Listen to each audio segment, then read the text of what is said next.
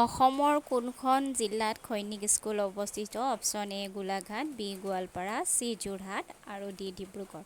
শুদ্ধ উত্তৰটো হৈছে বি গোৱালপাৰাত আমাৰ অসমৰ সৈনিক স্কুল। ছেকেণ্ড প্ৰশ্নটো কোনখন দেশত ক্ৰিকেট খেল আৰম্ভ হৈছিল? Option A Bharat, B England আৰু চি অষ্ট্ৰেলিয়া, ডি শ্ৰীলংকা। শুদ্ধ উত্তৰটো হৈছে ইংলেণ্ড। আৰু ক্ৰিকেট খেলৰ বিষয়ে সকলোৱে জানে, আৰম্ভ যিহেতু ক্ৰিকেট ইংলেণ্ডতে হৈছিলে। নেক্সট প্ৰশ্নটো আহোঁ, ভাৰতৰ পোনপ্ৰথমবাৰৰ বাবে কিমান চনত বৈদ্যুতিক ৰেল চলিছিল? অপশ্যন এ 1999 চনত, অপশ্যন বি 2001, চি আপোনাৰ 1930 চনত আৰু ডি 1925 চনত। শুদ্ধ উত্তৰ ডি 1925 চনত। নেক্সট কুৱেশ্যন, বায়ুমণ্ডলত সৰ্বাধিক থকা গেছ কোনটো? Option A oxygen, B nitrogen, C methane আৰু ডি হ'ল আৰ্গন। শুদ্ধ উত্তৰটো হ'ব আপোনাৰ বি নাইট্ৰজেন। আৰু আমাৰ বায়ুমণ্ডলত সৰ্বাধিক থকা গেছৰ কোনটো হয়? আমাৰ নাইট্ৰজেন সৰ্বাধিক গেছ থাকে। আৰু নেক্সট কুৱেশ্যনলৈ আহোঁ, অসমৰ সৰ্ববৃহৎ তেল শোধনাগাৰ কোনটো? ডিব্ৰুগড়, নুমলীগড়, নুনমাটি, ওপৰৰ এটা নহয় জানেই। এ ফ্লিপকাৰ্টৰ প্ৰতিষ্ঠাপক কোন? শচীন ৰাঞ্চাল, বিনি ৰাঞ্চাল, মাৰ্টিন কুপাৰ আৰু ওপৰৰ এটাও নহয়। অপশ্যন এ শচীন ৰাঞ্চাল।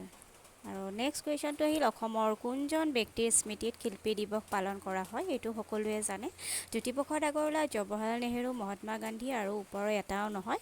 আৰু আপোনাৰ অপশ্যন শুদ্ধ উত্তৰটো হ'ল আপোনাৰ জ্যোতিপ্ৰসাদ আগৰৱালা। তেওঁৰ স্মৃতিতে আপোনাৰ শিল্পী দিৱস পালন কৰা হয়, জ্যোতিপ্ৰসাদ আগৰৱালা। নেক্সট কুৱেশ্যন, তাজমহল কোনখন চহৰত অৱস্থিত? আগ্ৰা, মুম্বাই, দিল্লী আৰু ওপৰৰ এটাও নহয়। অপশ্যন এ আপোনাৰ আগ্ৰা, তাজমহল আপোনাৰ আগ্ৰা চহৰত অৱস্থিত। এইটো অপশ্যন এ, এই এনচাৰটো সকলোৱে জানে। আৰু আমাৰ নেক্সট কুৱেশ্যনলৈ আহোঁ। নেক্সট কুৱেশ্যন আপোনাৰ, শ্ৰীমন্ত শংকৰদেৱৰ পিতৃৰ নাম কি আছিলে? ৰঘুদেৱ ভূঞা, কুসুম্বৰ ভূঞা, জগন্নাথ ভূঞা আৰু ওপৰৰ এটাও নহয়। Option A Raghunath Bhuyan, B Kusumbar Bhuyan, Jagannath Bhuyan আৰু ওপৰৰ এটাও নহয় বুলি কৈছে। এতিয়া আপোনালোকে সকলো জানেই, অপশ্যন বি কুসুম্বৰ ভূঞা। শ্ৰীমন্ত শংকৰদেৱৰ পিতৃৰ নাম হ'ল কুসুম্বৰ ভূঞা। আমি নেক্সট কুৱেশ্যনলৈ আগবাঢ়িছোঁ। নেক্সট কুৱেশ্যনটো হ'ল, অসমৰ নৱবৈষ্ণৱ ধৰ্মৰ প্ৰতিষ্ঠাপক কোন আছিল?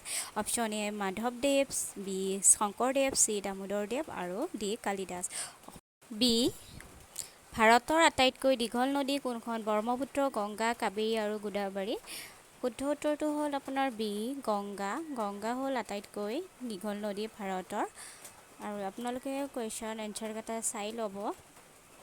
নেক্সট কুৱেশ্যনলৈ আগবাঢ়িছোঁ। নেক্সট কুৱেশ্যন হ'ল আপোনাৰ, বল্লভ ভাই পেটেলক কোনে চৰ্দাৰ উপাধি প্ৰদান কৰিছিলে? জৱাহৰলাল নেহেৰু, জ্যোতিপ্ৰসাদ আগৰৱালা, মহাত্মা গান্ধী আৰু গুজৰাটৰ কৃষকসকলে। শুদ্ধ উত্তৰটো হৈছে মহাত্মা গান্ধী। নেক্সট কুৱেশ্যন হ'ল, ফাগুন মাহৰ প্ৰথমটো বুধবাৰে কি উৎসৱ পালন কৰা হয়?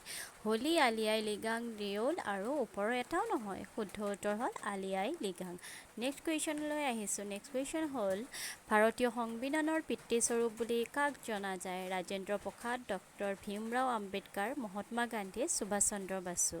আৰু শুদ্ধ উত্তৰটো হৈছে option B doctor Bhimrao Ambedkar আমাৰ ভাৰতীয় সংবিধানৰ পিতৃস্বৰূপ বুলি জনা যায়। নেক্সট কুৱেশ্যন হ'ল আপোনাৰ, বীৰ চিলাৰায়ৰ প্ৰকৃত নামটো কি? বীৰ চিলাৰায়ৰ প্ৰকৃত নাম অপশ্যন দিয়া আছে, এ চুকাফা, বি শুক্লধ্বজ, চি লাচিত বৰফুকন আৰু ডি চুডাংফা। শুদ্ধ উত্তৰটো হ'ল বি শুক্লধ্বজ। বীৰ চিলাৰায়ৰ প্ৰকৃত নাম হ'ল শুক্লধ্বজ। সকলোৱে কুৱেশ্যন এনচাৰবোৰ চাই নিশ্চয় উপকৃত হ'ব বুলি ভাবিছোঁ। নেক্সট কুৱেশ্যনলৈ আগবাঢ়িছোঁ। চিপাহী বিদ্ৰোহৰ প্ৰথম শ্বহীদ কোন আছিল? মংগল পাণ্ডে, কুশল কোঁৱৰ, মণিৰাম দেৱান আৰু ভগত সিং। শুদ্ধ উত্তৰটো হ'ব আপোনাৰ অপশ্যন এ মংগল পাণ্ডে চিপাহী বিদ্ৰোহৰ প্ৰথম শ্বহীদ আছিলে। সকলোৱে নিশ্চয় বুজিছে। নেক্সট কুৱেশ্যন, অসমৰ তৈল নগৰী নামেৰে কোনখন চহৰক জনা যায়? ডিগবৈ, নুমলীগড়, শিৱসাগৰ আৰু লগতে যোৰহাট। আৰু আমাৰ শুদ্ধ উত্তৰটো হৈছে অপশ্যন এ ডিগবৈ তৈল নগৰী হিচাপে জনা যায়। নেক্সট কুৱেশ্যনলৈ আহিছোঁ। তাজমহল কোনখন নদীৰ পাৰত অৱস্থিত? গংগা, যমুনা, ব্ৰহ্মপুত্ৰ আৰু ওপৰৰ এটাও নহয়। আৰু শুদ্ধ উত্তৰটো হৈছে আপোনাৰ অপশ্যন বি তাজমহল হ'ল যমুনা নদীৰ পাৰত অৱস্থিত। বুঢ়ী আইৰ সাধু কোনে ৰচনা কৰিছিল? Option A Lakshminath Bezbaroa, B Jyotiprasad Agarwala, C Chandrakumar Agarwala, D ওপৰৰ এজনো নহয়। শুদ্ধ উত্তৰটো হৈছে লক্ষ্মীনাথ বেজবৰুৱা।